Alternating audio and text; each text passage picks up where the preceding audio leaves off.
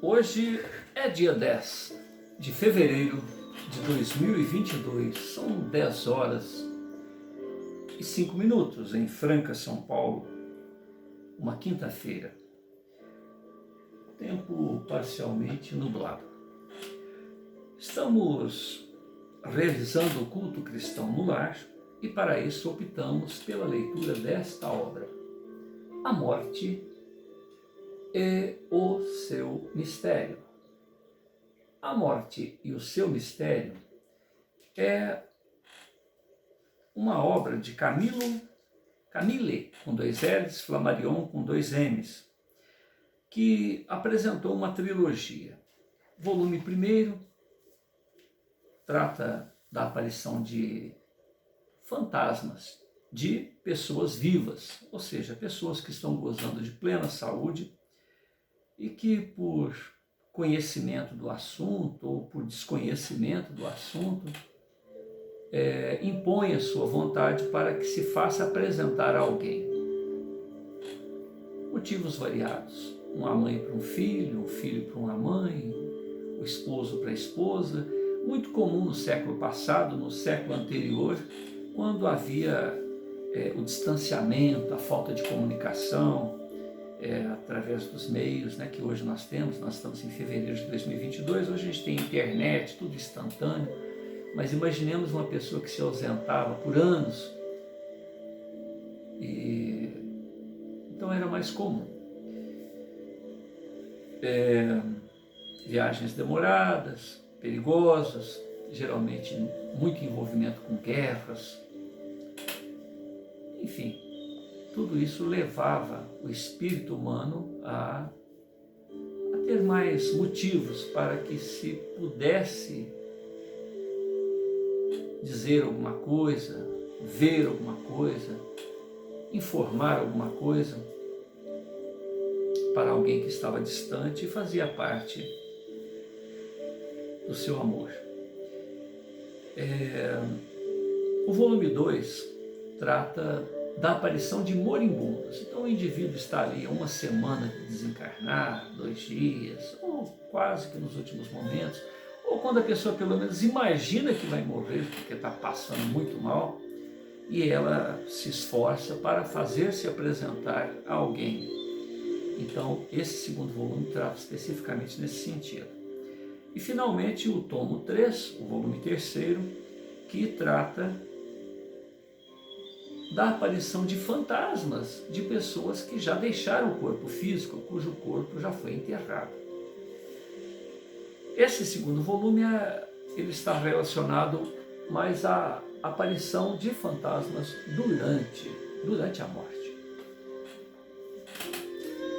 Camille Flammarion, nesta obra, ele fala no item 1, fatos expostos no primeiro volume provam irrefutavelmente a existência da alma. Ele faz uma afirmação, mas afirmação perante a sua convicção, mas deixa lá um ponto de interrogação para as nossas reflexões.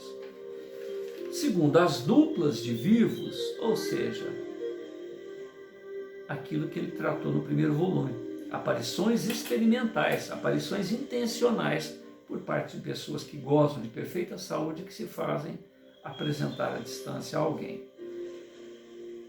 Item 3, o pensamento produtor de imagens projetadas à distância, cinematografia psíquica, transmissões telepáticas sensoriais. Então aqui ele já se refere, nesse item, a projeção do pensamento, a mente ligada à mente, que faz parecer que alguém esteve ali presente, mas foi apenas uma conexão, como as conexões de Wi-Fi, as conexões de celulares, uma mente ligada à outra. Quarto, as aparições de moribundos antes da morte. E o item 5, as manifestações de moribundos Ó, item 4. As aparições de moribundos antes da morte. E o item 5, as manifestações, já não são aparições, de moribundos antes da morte. Prefaciando esse segundo volume dessa trilogia, A Morte e Seu Mistério, ele faz apresentar um pensamento socrático.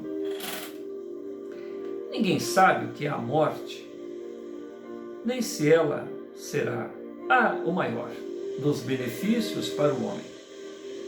Apesar disto, tememo-la como se fora o pior de todos os males.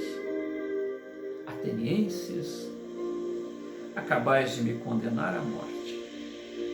A voz divina que nunca deixou de se fazer ouvir a mim durante todo o curso de minha vida, manteve-se hoje silenciosa.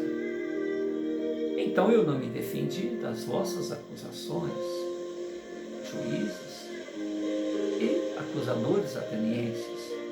É porque julgo que o que se me sucede é um bem.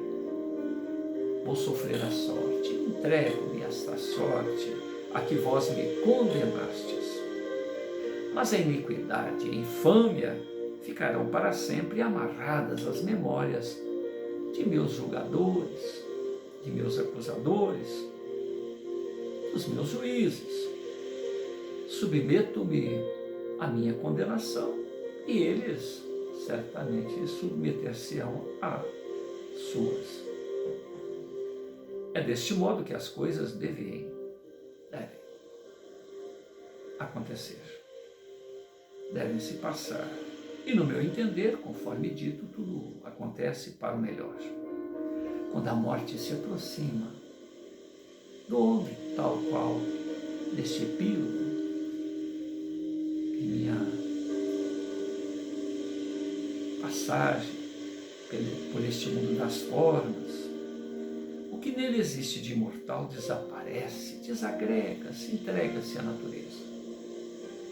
E o que nele há de imortal, incorruptível, retira-se intacto.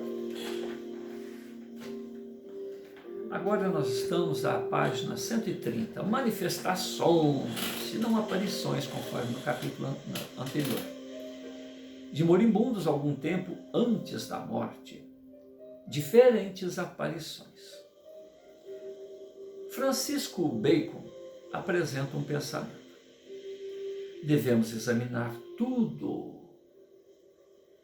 sem opinião preconcebida e com o mais seguro método. Repetindo, devemos examinar tudo sem opinião preconcebida e com o mais severo método. Francisco Bacon. Continua Flammarion, a folha 130, do segundo volume de A Morte e Seu Mistério. Acabamos de ter sobre os nossos olhos exemplos de aparições de moribundos antes da morte. Além das aparições propriamente ditas, outras diversas manifestações da mesma ordem existem. Entramos aqui num mundo verdadeiramente extraordinário e confessemos-lo, tão estranho, que se pretendem, ou aliás, que se compreendem as negativas constantes desse fenômeno.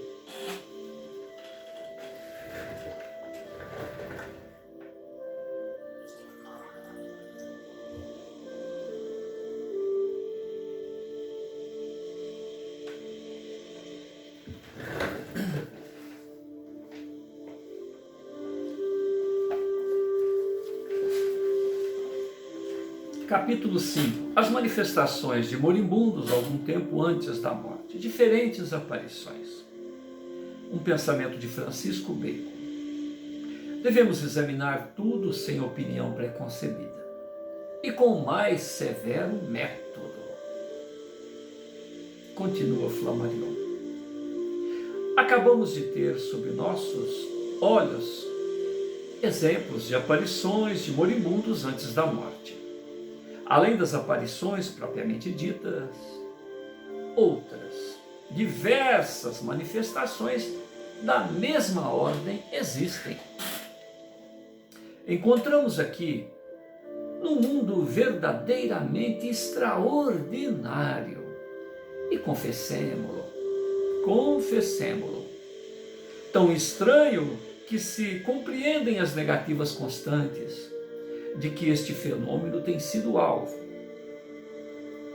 As manifestações de moribundos, da mesma forma que as aparições, são igualmente tão variadas, quão numerosas.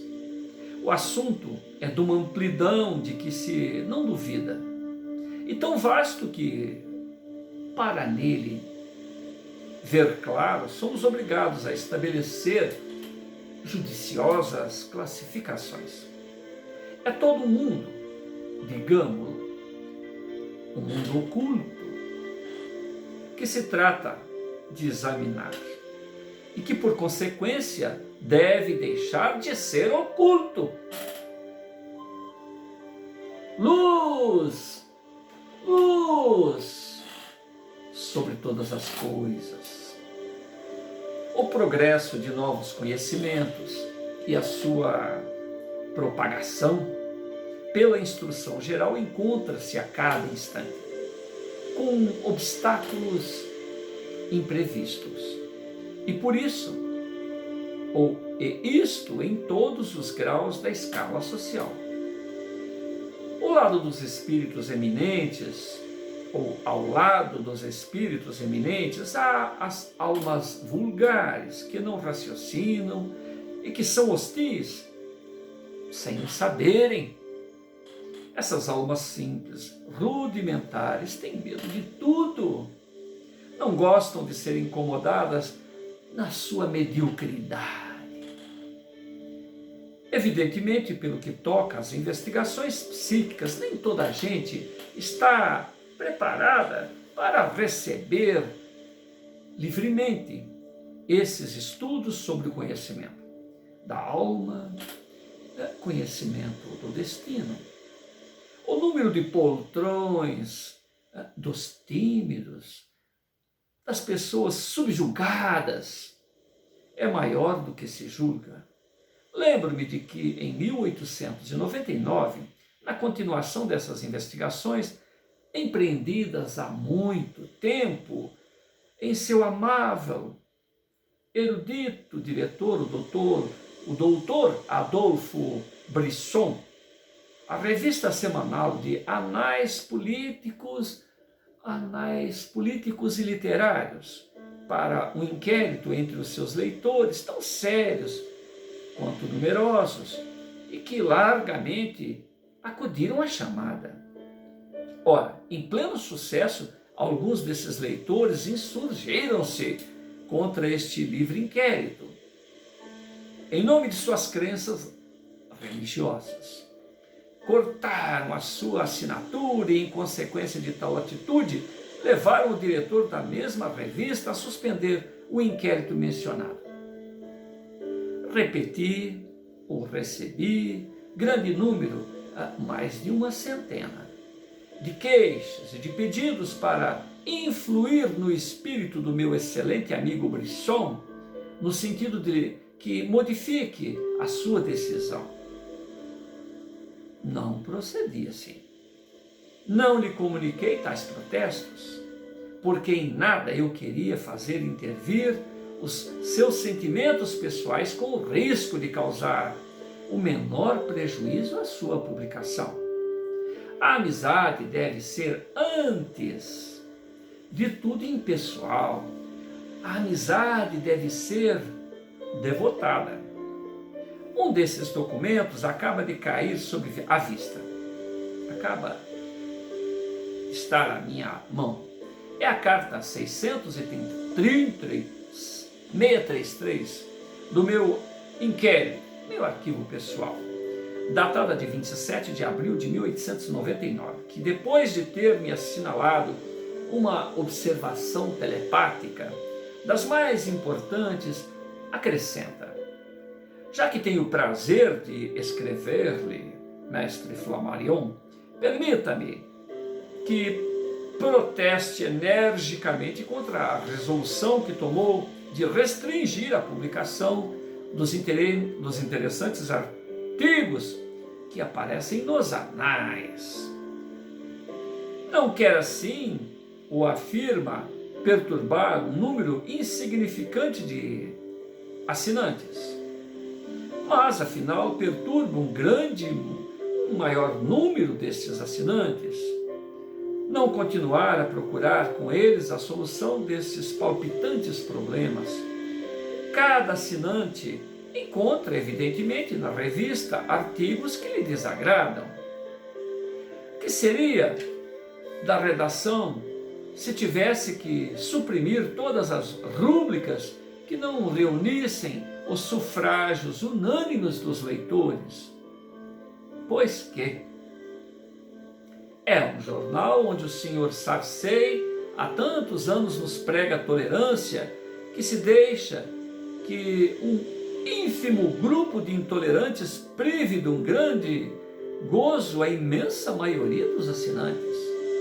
Esses assuntos psíquicos, à procura do desconhecido, serão publicados em volume. Assim o desejo, além do preço desse volume, que não porá sem dúvida ao alcance de todas as bolsas, diversas outras razões, com cujo desenvolvimento eu não o enfastiarei. Impedirão que muitos entre nós o comprem. Deus sabe, no entanto, para quantos essa questão tão interessante e de prazer em estudá-las sob a sua direção, ó mestre Flammarion. Se a dolorosa decisão que o senhor tomou pudesse ser revogada, considerar-me-ia infinitamente feliz, e comigo milhares de leitores dos anais. Desculpe-me esta longa carta, mestre, mas creio que alguma coisa que ela diz deva encontrar nos domínios da publicidade. Mas, se quiser publicar a menor parcela da mesma, ficar-lhe-ei muito reconhecido de eliminar o meu nome. Carta 633 de meu arquivo pessoal. Continua Flammarion. Assim mesmo, a própria autora deste protesto julgava prudente convidar-me a esconder o seu nome, e tenho aqui diante dos meus olhos. Eis a humanidade. E deseja-se o progresso da instrução geral. Felizmente, para as minhas investigações continuaram a comunicar-me parte das observações relativas a esses emocionantes fenômenos.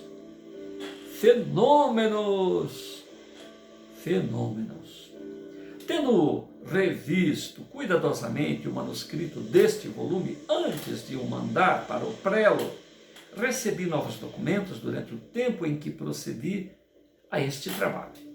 Escrevi estas linhas a 30 de novembro de 1920. A última carta recebida ontem tem o número 4332. 4332. Os meus leitores são os meus melhores colaboradores. A existência do espírito independente do corpo, podendo atuar à distância, não continuará a ser objeto de qualquer dúvida para os que lerem as páginas precedentes.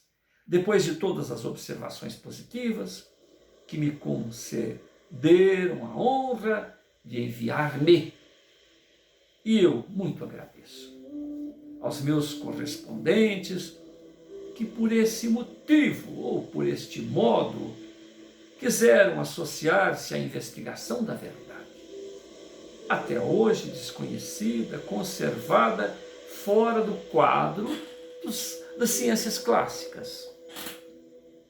Desse outro ponto que, além das aparições de moribundos antes da morte, há variadas manifestações da mesma ordem.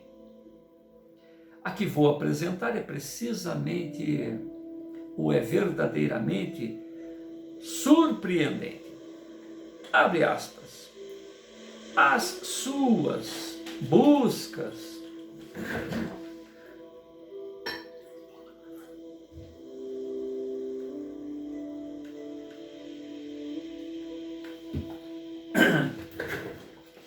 disse no outro ponto que, além das aparições de moribundos antes da morte, há variadas manifestações da mesma ordem. A que vou apresentar é verdadeiramente surpreendente. Abre aspas.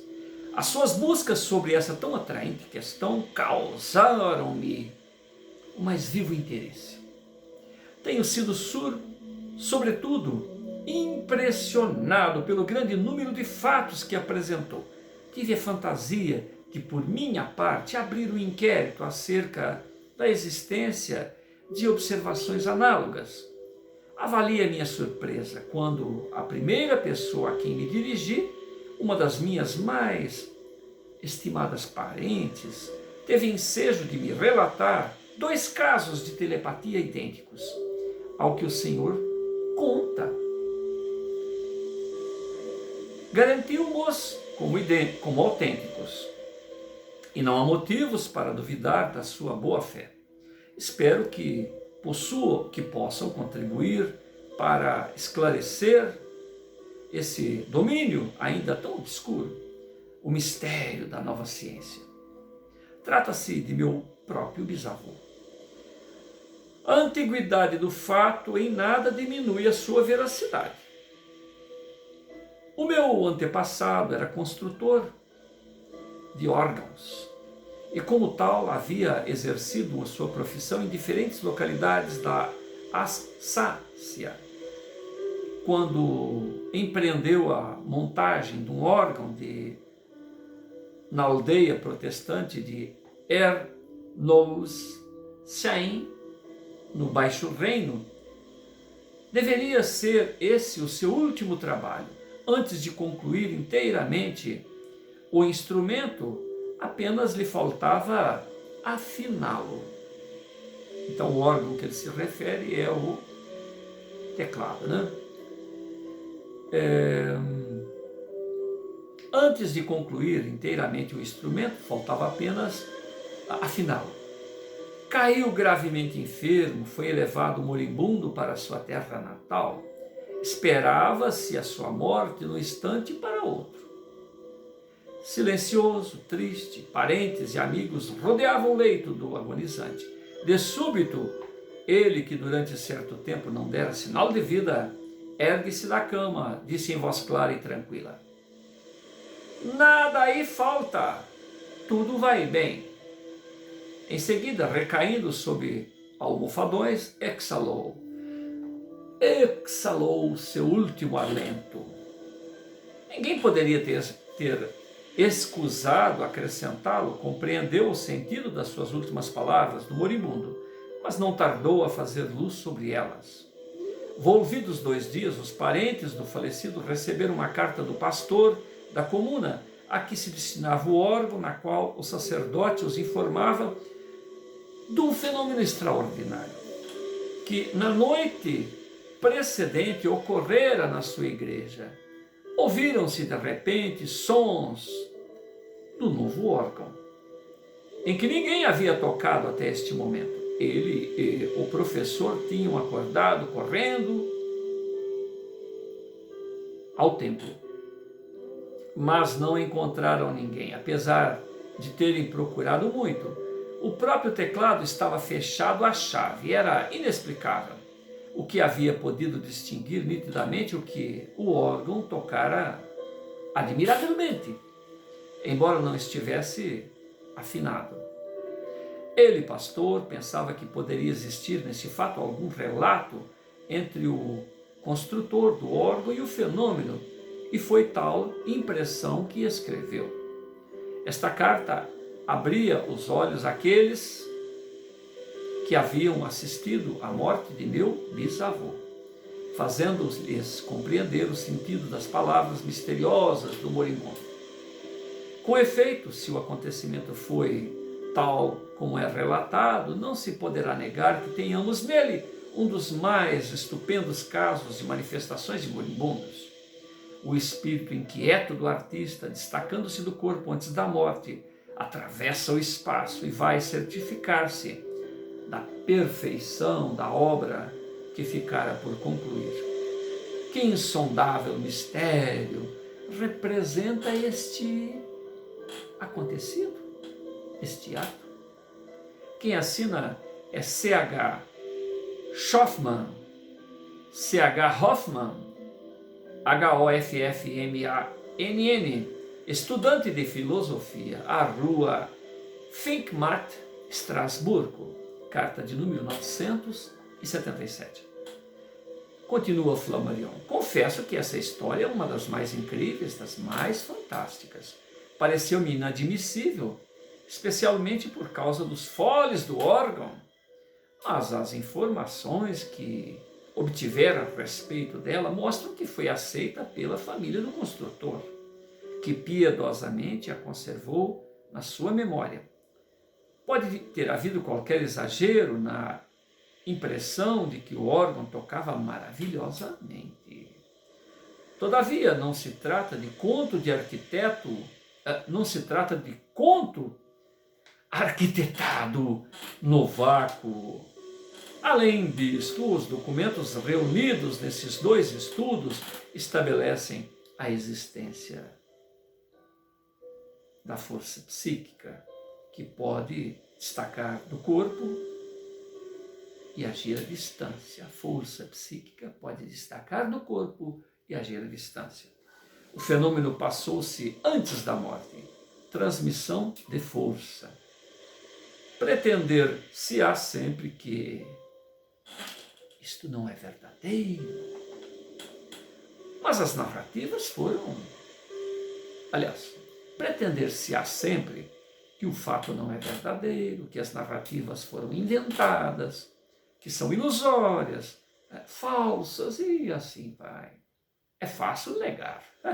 Como é fácil negar? Quanto a nós, que já conhecemos tais fatos em número respeitável, compará-los-emos entre si, verificando se confirmam uns pelos outros, e afirmaremos que a vontade do homem não está confinada na periferia do seu organismo. Repetindo, quanto a nós, que já conhecemos tais fatos em número respeitável, comparar-los-emos entre si, verificando que se confirmam uns pelos outros, e afirmaremos que a vontade do homem não está confinada à periferia do seu organismo. Isto não é uma sensação subjetiva interna, é uma operação objetiva externa. Aqui está outra da mesma natureza, igualmente objetiva. Reproduzamos-la. A carta que recebi em 1918 trata-se da manifestação de moribundo 48 horas antes do falecimento, em estado comatoso, inconsciente.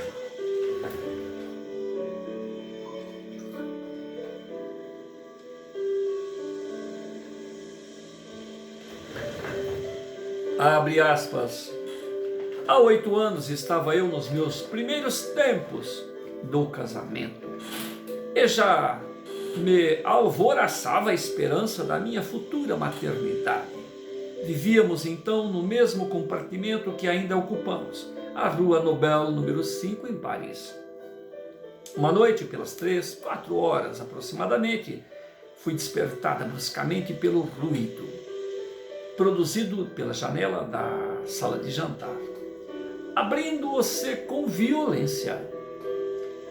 Espera, pensei eu, como a noite está ventosa,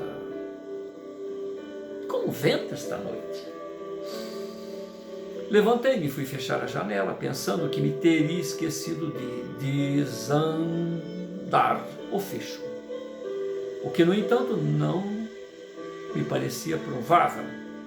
Ia tranquilamente tornar a deitar-me quando, de repente, a minha atenção foi atraída na obscuridade em que então me encontrava por larga mancha luminosa, visível sobre a parede, a um canto da dependência.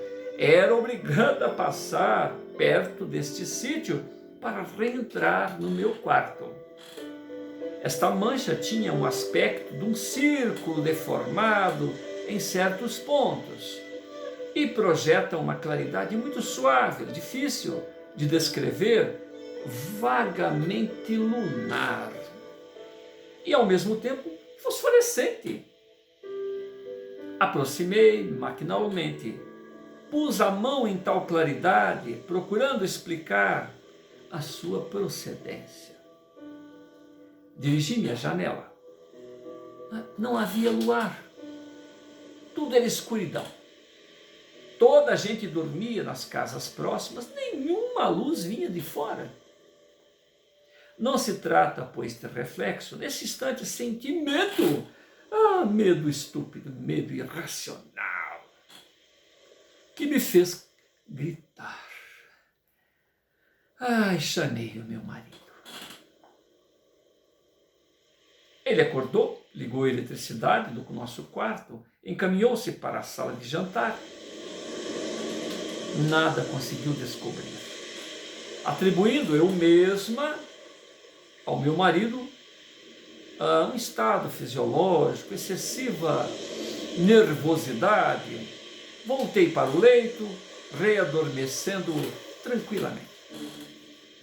No dia seguinte, despertei pelas 7 horas da manhã ao ruído de estalidos muito fortes, que disse-iam vir da mesa da sala de jantar, que eu podia distinguir da cama tais estalidos à mesa de jantar. Pareceu-me que pressão formidável se exercia sobre o aludido móvel. O ruído durou o tempo suficiente para que eu acordasse completamente. E para acordar também o meu marido, que por fim ouviu tal barulho. Possuíamos um gato ainda novo e o mencionado animal encontrava-se junto da mesa na referida ocasião. Deu mostras de inquietação singular. Tomou uma atitude de defesa, arqueando o dorso, eriçando o pelo. Os seus olhos pareciam fixar-se em qualquer coisa que só o gatinho via. Verificamos depois que a mesa estava rachada em todo o comprimento. Nessa época, o pai de meu marido, que vivia em Marsella, achava-se gravemente enfermo de gripe infecciosa. Havia 8 dias que estávamos ao corrente de sua doença. Invadidos por triste pressentimento, em consequência desses estranhos fatos, julgamos que durante o dia seríamos informados do falecimento do enfermo. Mas não. Soubemos que nesse instante ele caía em estado comatoso, para morrer 48 horas depois. A carne palpitava, portanto, ainda quando a parte essencial desse ser já estava longe. Durante os 2 dias que se seguiram, o doente só proporcionou algumas palavras. Na quinta-feira de manhã, dia da sua morte, em certo momento pareceu retornar ou retomar conhecimento, perguntando à sua mulher quantas horas eram. Quantas horas, Saulo? 9, respondeu ela. Pois não é ainda uma hora? Replicou impacientemente. Foram estas as suas últimas expressões. Pela uma hora, justamente, ele expirou. Deixo ao grande sábio que o Senhor o é a tarefa de discutir estes fatos. Eu, na minha ignorância, na minha fraqueza, apenas posso relatá-los. Quem assina a senhora P. Gaiurde, carta 4001, do arquivo pessoal de Flammarion.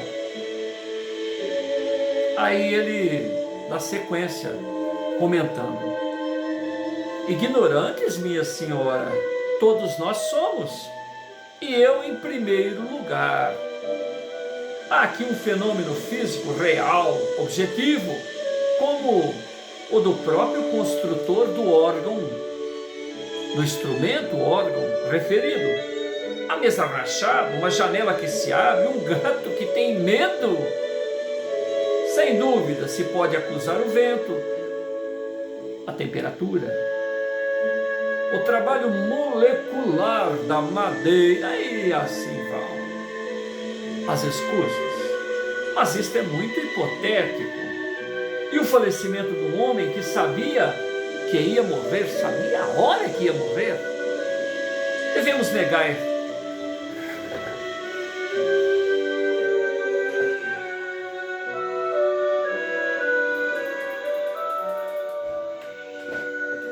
Devemos negar tais narrativas pelo fato de nos parecerem inexplicáveis. Seria mais simples, evidentemente. Essas manifestações de moribundos antes da morte são muito raras. Aliás, não são muito raras, ainda que menos frequentemente do que coincidem, essas manifestações de moribundos não são muito raras, embora menos frequentes do que aquelas que coincidem com a morte, que são mais frequentes. Nos milhares de respostas ao meu inquérito, poder-se estabelecer uma estatística de certo valor. Notemos a mancha luminosa observada, tornemos a encontrá-las em outras narrações. O nosso estudo desenvolve-se. O fenômeno de que aqui nos ocupamos ligam-se uns aos outros, relatando-nos a existência das faculdades misteriosas da alma humana, mas diferem singularmente. Cada caso é um caso. Em que categoria hei de classificar a seguinte carta, que me foi dirigida a 13 de janeiro de 1913. Ela prende-se, em todos os casos, à série de A Volta da Morte. E mais, assinala atos materiais físicos, mecânicos, como as referidas, e textualmente transcrita. Então nós vamos apresentar mais um caso. Continua, ele no caso vai transcrever uma carta. Caro mestre, acabo de reler sua obra As Forças Naturais Desconhecidas e não creio que um espírito, por menos sério e refletido que seja, possa de hoje em diante duvidar da realidade desses curiosos fenômenos. A minha convicção é tão profunda a esse respeito, quanto é certo que já uma vez em minha vida experimentei pessoalmente a influência dessas forças ignoradas. Se bem que essas manifestações não tivessem a importância de certos fatos relatados nos seus livros, e nem por isso deixou de me impressionar pelo seu caráter estranho, completamente fora das sensações normais da existência. Envio-lhe a carta que ajunte aos numerosos documentos que possuis. Eis o fato simplesmente exposto e afirmo sem menor exagero, Flammarion. Não é, de resto, a sinceridade o seu único interesse, mestre? E aí continua. Nos princípios de 1907, meu pai, que então contava com 84 anos, era ainda homem vigoroso, ágil, apesar de sua idade avançada.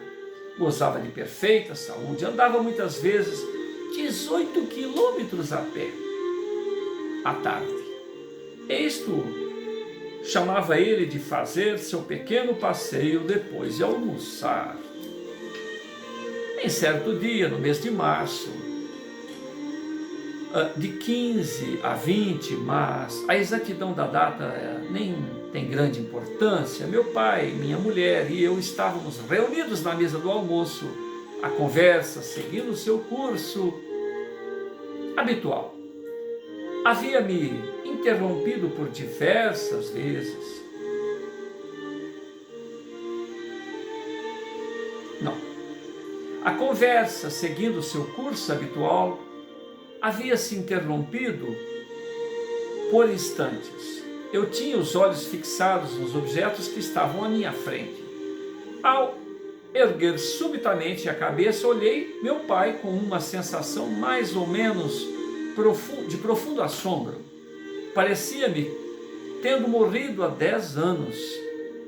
Talvez ele retomava o seu lugar entre nós. Ah, tá.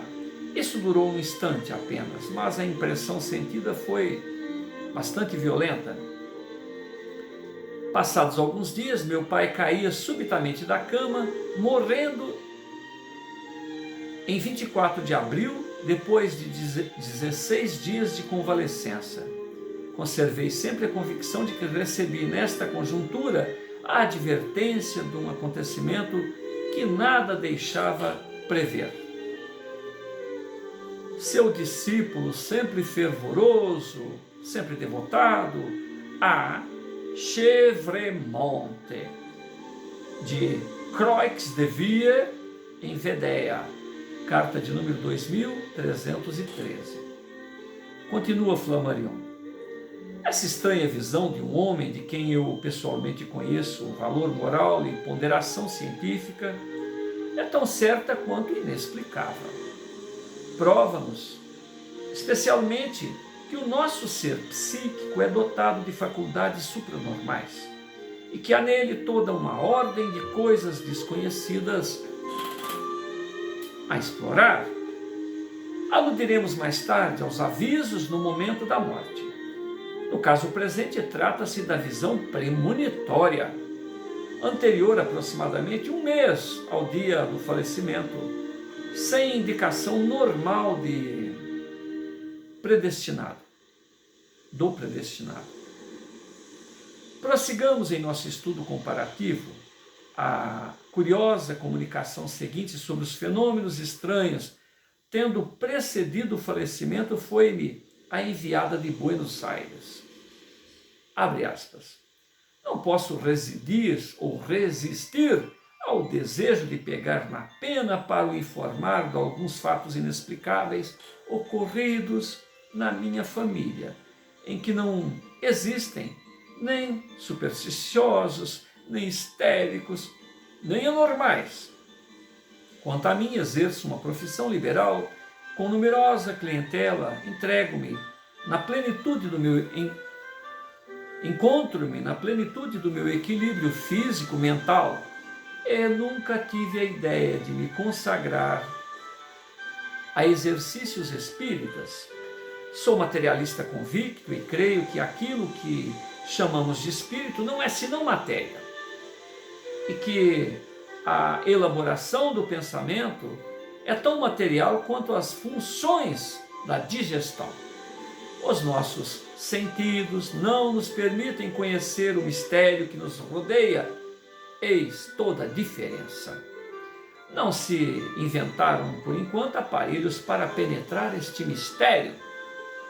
Dito isto, eis o caso que eu, materialista, estou relatando ao senhor, mestre Flammarion, habitávamos em uma cidade do norte da Espanha, na costa do mar Cantábrico. Era eu uma criança quando minha irmã adoeceu gravemente, num compartimento próximo que era a sala de jantar. Minha mãe e suas minhas outras irmãs velavam a doente. Em dado momento, minha mãe pediu a uma das filhas que fosse deitar, ao que ela obedeceu. O seu quarto dava para a sala de jantar, que ficava mesmo em frente do quarto da enferma. Instantes depois, minha irmã voltou para a sala, dizendo ser preferível que a outra fosse repousar, porque ela não tinha sono. Assim aconteceu, mas por sua vez a que havia saído em último lugar voltou ao seu turno, insistindo com a mãe para que se recolhesse ao leito, ou seja, 3 vigiando a doentinha e ninguém queria dormir. Minha mãe repreendeu-as por serem medrosas na sua idade, 20 e 21 anos, sem que elas, todavia, relatassem o motivo que estava afastando-as do quarto, por temerem censuras. Por sua vez, minha mãe foi deitar-se, deixando a porta entreaberta, justamente como as filhas haviam feito. Porque o compartimento apenas era iluminado pela luz da sala de jantar, de onde se vigiava doente. Ora, a permanência de minha mãe no quarto também não foi longa, pois ela não tardou a reaparecer na sala de jantar pálida, fortemente impressionada. Foi então que eu as interroguei nestes termos. Vejamos o que foi que vos aconteceu. Ao explicarem-se, vi que todas haviam experimentado a mesma coisa. As 3 tinham se deitado há pouco tempo, depois sentiram um ruído no colchão. E a cama começou a agitar-se, como de dentro dela estivesse um animal inquieto. Saltaram para o chão, espreitando para baixo, no intuito de descobrirem a causa do abalo, que está ali debaixo da cama, né? Nada descobrindo, tornaram a deitar, mas em breve voltaram a sentir o colchão. O mesmo ruído estranho que as havia alarmado. Por isso mesmo, todas renunciaram a dormir em tão extraordinária cama. No momento em que comentavam as impressões, ouviu-se um estrondo das portas dos armários da cozinha próxima, que batiam como se fossem impelidas por um vento furioso ou por braços hercúleos. E, no entanto, a cozinha estava sossegada. Não havia vento. E todas as portas se conservavam hermeticamente fechadas. Minha irmã morreu neste mesmo dia, e seja pouco tempo passado, esse fenômeno precedeu a sua morte. Assinalo-lhe, mestre Flammarion, esses fatos sem comentários. E aí continua Flammarion. A não termos de supor que todos os narradores de tais acontecimentos sejam loucos, parece-me que somos forçados a aceitá-los, apesar de inverossímeis. Era ainda uma manifestação antes da morte. E a carta continua da seguinte maneira. Ao cabo de alguns anos, a mais nova de minhas irmãs, eram 4, a mais velha que falecera, as 2 de que venho falar, a mais pequena, caiu de súbito, atacada pela varíola, sendo instalada no mesmo quarto em que a outra morrera. As duas que mencionei tinham casado e viviam na República Argentina, numa cidade do interior. Meu irmão, mais velho de nós todos, residia na capital, Buenos Aires. Uma noite estava ele deitado e preparava-se para ler os jornais quando, de repente, ouviu na cabeceira do leito um estranho ruído que se assemelhava ao produzido por um grande relógio no momento de bater horas. O ruído foi tão forte que a sua mulher que dormia despertou em sobressalto. E renovou-se, com intervalos durante alguns minutos. Decorridos um instante, ouviram um estrondo no quarto do banho. Meu irmão, julgando que tal estrondo fosse modificado por uma janela aberta, saltou do leito para ir certificar. Verificou, porém, que tudo estava em ordem e que as portas, janelas se encontravam perfeitamente fechadas. No mesmo momento, uma das minhas irmãs, que residia numa cidade do interior, estava sentado no leito, dando de mamar a seu filho mais novo, quando junto dela o marido dormia. Repentinamente, notou a silhueta da irmã que ficara na Espanha, se desenhara na parede e chamou a atenção do esposo para o fato extraordinário. Então ele não dormia, ele dormitava. Ela afirmava até que a figura era tão nítida que se destacava claramente. Ao acabar de amamentar o filho, pegou num carvão e esboçou a mencionada silhueta o mais fielmente possível para a mostrar a nossa outra irmã, pois viviam na mesma casa. Porque seus maridos, além de serem irmãos, eram também associados. Deve haver nisto algum exagero. O mais singular, no meu entender, é que os ruídos estranhos ouvidos por meu irmão, minha cunhada em Buenos Aires e a silhueta vista por minha irmã e meu cunhado coincidiam com o falecimento de que a varíola vitimava na Espanha, quando todos ainda ignoravam que ela estivesse doente.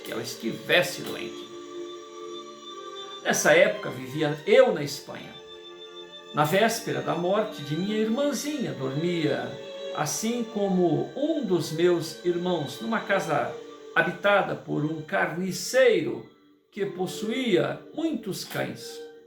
Durante toda a noite, esses cães não nos deixavam dormir, uivando lamentavelmente e sem descanso. Minha irmã faleceu na tarde do dia seguinte. Autorizo-o, mestre Flammarion, gostosamente a fazer desta carta o uso que quiser, mas desejo conservar o anonimato. Com este intuito, assino com um pseudônimo, modificando um pouco o meu nome. Dada a profissão que exerço, poderia ser prejudicado se soubesse que eu me interesso por esta espécie de estudos. Lembrando que o cara é ateu, né? Não tenho coragem de lutar contra os preconceitos da sociedade ignorante, sociedade superficial, mas que, como já disse, seja convicto materialista. Para o caso em que me faça a honra de acusar a recepção desta carta, tem o meu nome, a minha direção no alto da página. Saúdo, mestre Flammarion, com a maior consideração. Sarcé Dazacal, em Buenos Aires. Esse é um pseudônimo, né? Que desses fatos que me são enviados de toda a parte do globo não tenham qualquer causa e significação, não sejam mais do que ilusões, alucinações, parece-me coisa que nenhum dos meus leitores suporá. E essa outra manifestação de moribundo, igualmente a anterior, a morte que me foi comunicada por um homem muito sério, de quem pude apreciar o caráter, refletido, ponderado, como a precedente, vai textualmente transcrita. Luneville, 30 de setembro de 1900. Caro mestre, tendo lido seu livro O Desconhecido, creio que meu dever, assinalar a sua atenção o seguinte caso ocorrido na minha família. Em 1857, tinha eu então 3 anos. Meus pais já habitavam a casa em que ainda vivo atualmente. Esta casa fica situada no meio de um jardim e aproximadamente a distância de 80 metros de toda a comunicação com o exterior. Vivíamos no resto do chão, servindo o primeiro andar para arrumações. Era aí que se guardava as esteiras e os cestos vazios. Somos jardineiros, de pai e filhos. O leito estava colocado numa alcova, situada no compartimento de este, com uma janela para o sul. A alcova fechava-se no meio de 2 portas de madeira de pinho. Certa noite meus pais ouviram nitidamente um ruído no compartimento superior, semelhante ao que produziria um desabamento sobre o assoalho de muitas pilhas de cestos vazios. Minha mãe atemorizou-se, mas o marido tranquilizou-a, dizendo que deveriam haver gatos que brigavam. Teriam então provocado esse desabamento. No dia seguinte verificou-se que tudo estava em ordem, que nada havia sido desarranjado. Alguns instantes depois, 3 pancadas muito nítidas ressoaram contra a janela do quarto, que se encontrava pouco mais ou pouco menos de 1 metro de distância de suas cabeças. Meu pai saltou vivamente do leito, abriu a janela que dava para o jardim e exclamou: "Quem está aí? O que quer? O que querem?" Não recebeu qualquer resposta. Em seguida, após ter explorado os arredores, tornou a se deitar.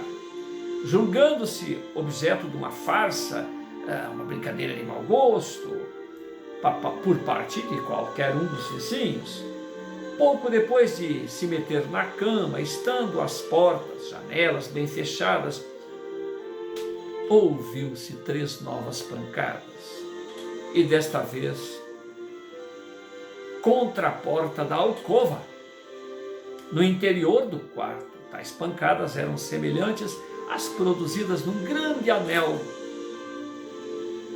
em vigorosa mão batendo a porta mencionada. Desta vez meu pai, achando que o caso se tornara cada vez mais inexplicável, teve o pressentimento que comunicou à minha mãe de um apelo sobrenatural proveniente de minha avó materna, que estava doente, mas que havia deixado nesta tarde sem que seu estado ameaçasse complicações. Todo o ruído sossegou, e logo que amanheceu, correram à casa da enferma, que distanciava 2 quilômetros. Ela disse-lhes que tinha pensado muito neles nessa noite, temendo que não tornasse a revê-los. Morreu no mesmo dia e nenhum barulho se tornou a ouvir daí adiante. Garanto a autenticidade do fato narrado. Meus pais contaram-no muitas vezes a mim e a amigos íntimos. São incapazes de mentir, mestre Flammarion. Uma pessoa amiga, a quem minha mãe relatou o sucedido, disse-lhe que nada havia em tal motivo para espantos. Ela mesma, achando-se um dia descascar legumes, sentada numa cadeira, viu que um nabo que estava no chão lhe saltou para os joelhos.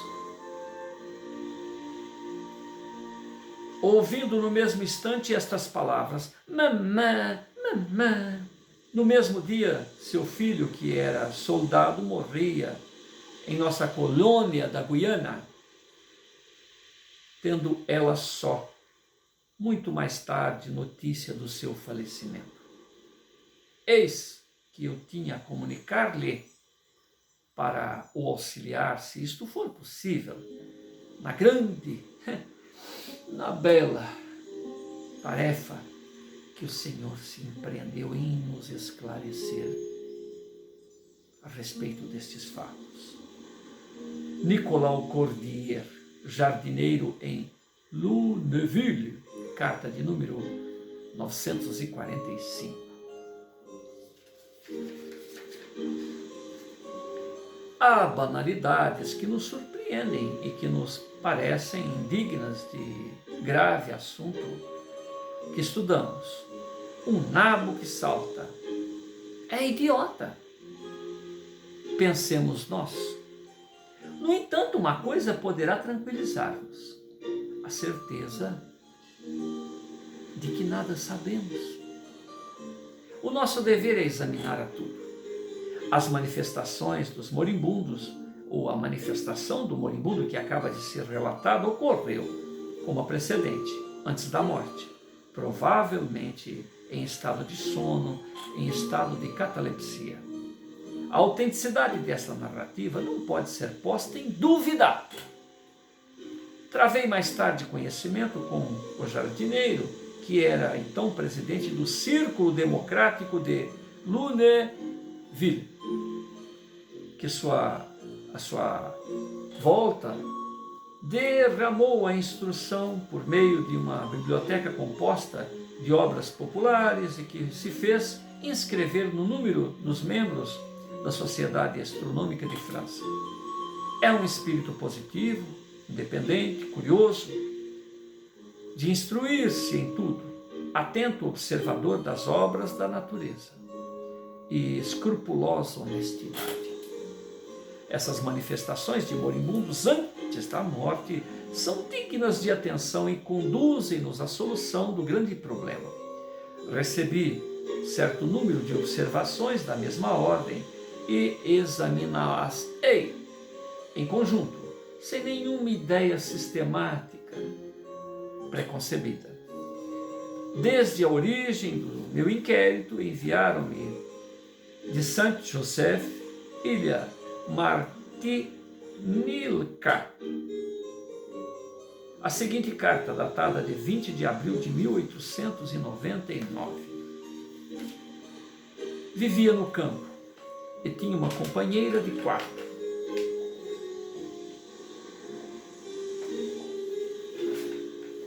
Vivia no campo e tinha uma companheira de quarto.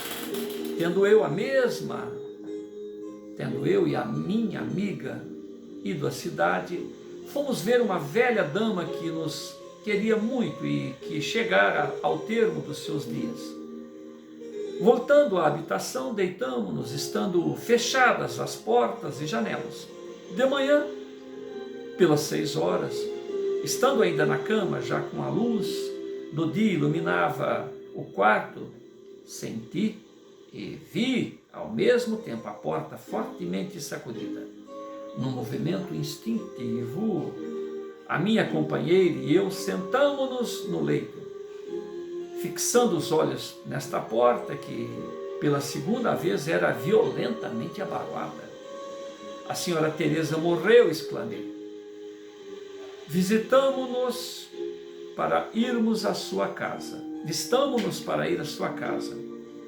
Chegamos à cidade, encontramos a nossa amiga em agonia. Só morreu 2, 3 horas depois do incidente da manhã. Eu não tinha servos que dormissem na minha vivenda, também não possuía nenhum animal doméstico.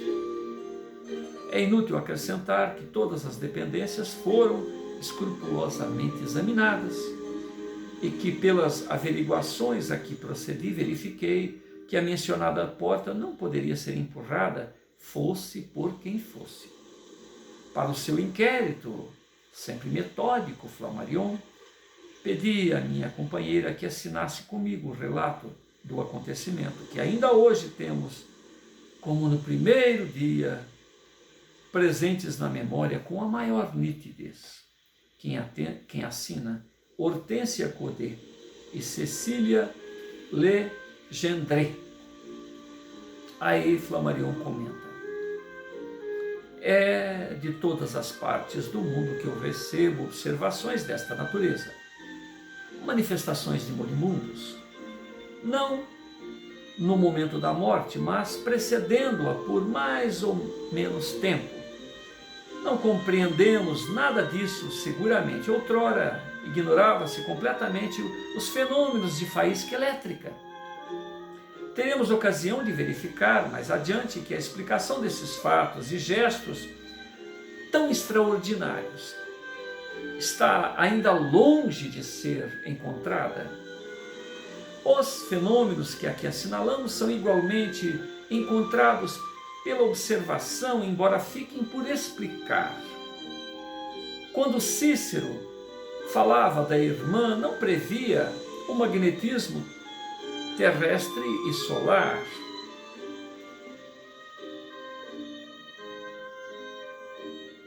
E aqui ele vai apresentar outra carta. Então, nós estamos no final da folha 144 e vamos iniciar e vamos ler novamente esse daqui na próxima sequência e continuar na folha 145.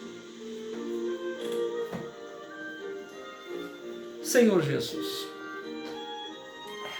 diante desse esforço hercúleo, deste desnudar das convenções sociais e, felizmente, alcançar tantos corações que se somaram para que ele tivesse bastante material a nos relatar.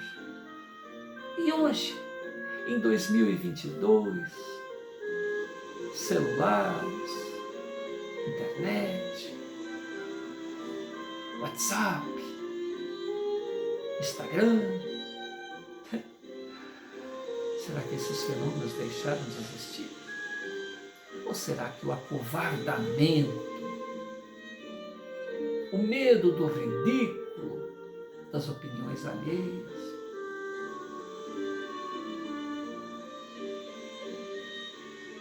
tal qual na época de Flammarion ainda. Hoje vemos selfies de pessoas sendo arrastadas pelo tsunami. Curioso. Vemos selfies de grupos criminosos expondo suas armas modernas e ironizando a ação da polícia. Nós vemos selfies de garotas seminuas. Nós vemos selfies de pessoas pronunciando palavrões.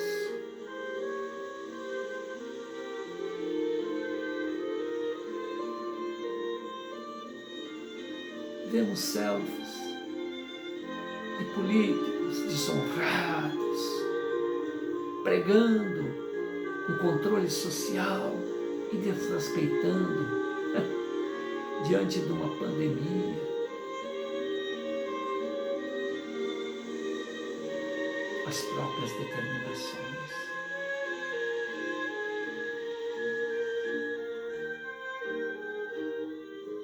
E tantos acovardados diante de assuntos de ad eterno que dizem diretamente a própria imortalidade. Não fossem esses avatares da espiritualidade, expor seus estudos, suas experiências pessoais, tantos médiuns, espíritas, universalistas, umbandistas, candombecistas, se expondo, dizendo do que sabem, dizendo do que vivenciam, tendo cada um lá a sua explicação para o que se sucede em seu próprio ser. Que seríamos se nós outros, iludidos no campo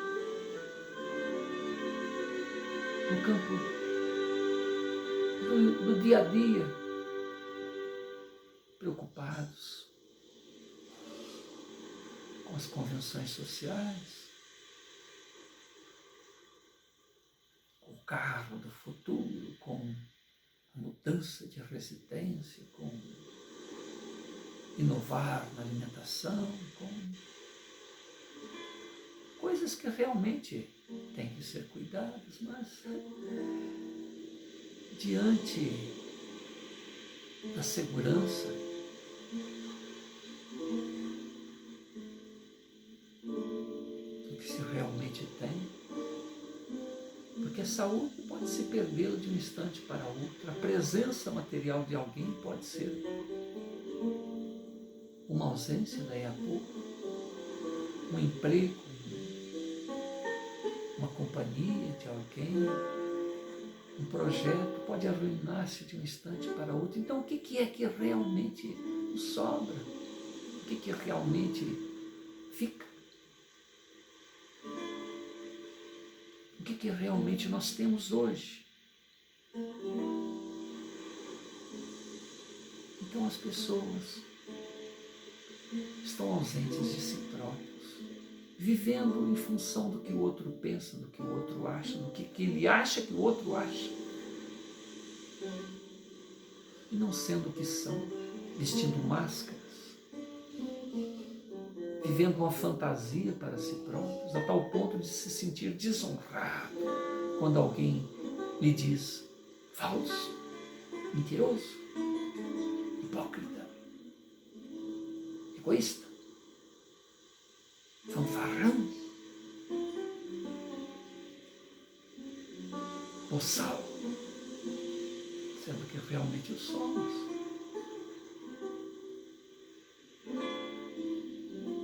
Querendo aparentar o que não se é, não se chega em lugar nenhum.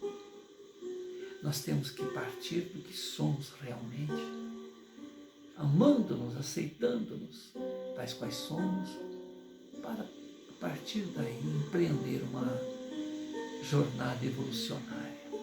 Porque se não vislumbrarmos a própria realidade, que progresso se poderá ter? Renuncia-se ao próprio status quo, renuncia-se à própria realidade. Como mudá-la diante dessa falsa visão de si próprio? Problema que persevera quando desencarnamos. Achamos-nos no direito ou em direitos que certamente vão nos faltar, porque nada fizemos para a própria melhoria.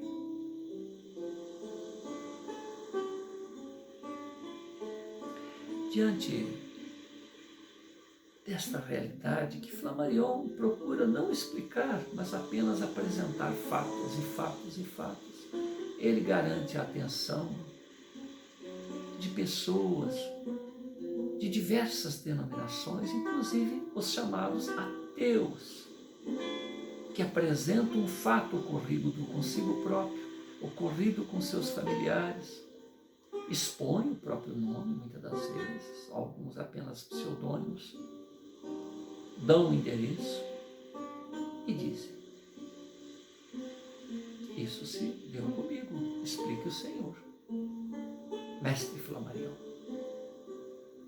aqui estamos, repetindo o esforço de Flammarion, expondo estes fatos. cobrando de cada um de nós que também exponha os seus fatos, para que tantos e tantos outros e nós mesmos firmemos convicções. Não há necessidade de termos uma explicação precisa, mas que firmemos a convicção.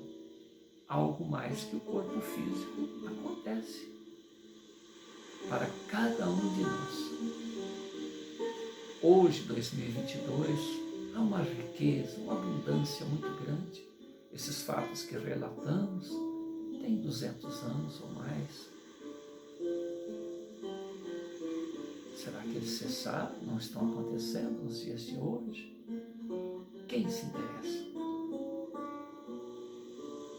Se você vai viajar para um lugar que não conhece, por que então viajar?